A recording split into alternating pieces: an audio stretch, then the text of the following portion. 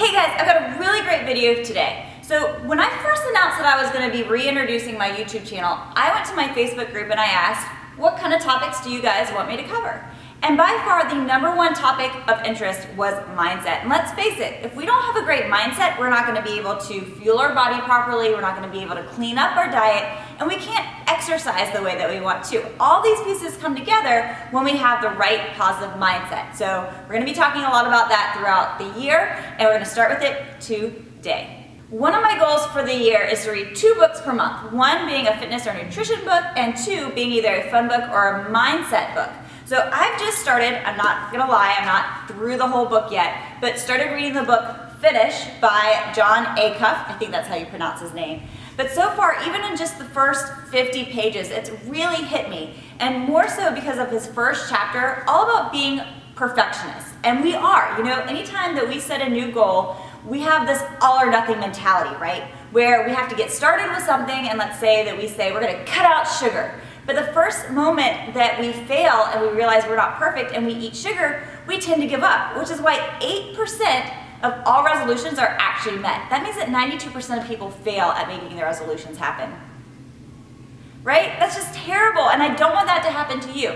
So the first rule to make sure that we continue to stay on our path to hitting those goals is to give up this idea that we have to be perfect. This is the second half of the month, which means that most people have already given up on their January resolutions, which is why I wanted to talk about this today with you. So if you've already kind of started being like, oh, I don't know if I continue on with my habits, give yourself a little bit of a break. If you realize like, oh my gosh, I just ate sugar, don't use that as an excuse of like, this is too hard, I can't do it, so then you just revert back to your old habits. Or, sometimes we have that goal of, let's say, working out 5 times per week, but if that doesn't happen, then you say, oh, I can't make 5 days per week happen, I'm just gonna give up exercise altogether. No, don't do that. Instead, just kind of be like, all right, you know what, I'm not perfect. I didn't exercise 5 times per week, I only exercised 2 times this past week, but that's okay. Next week, I'm gonna try to do it for 3 times.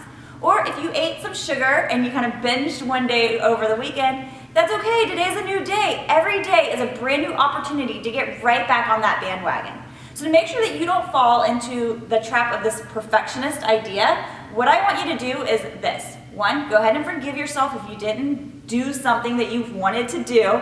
And 2, set mini goals. Instead of doing these complete overhauls where you're like, I've got to do all of this or none of it. Don't look at life that way.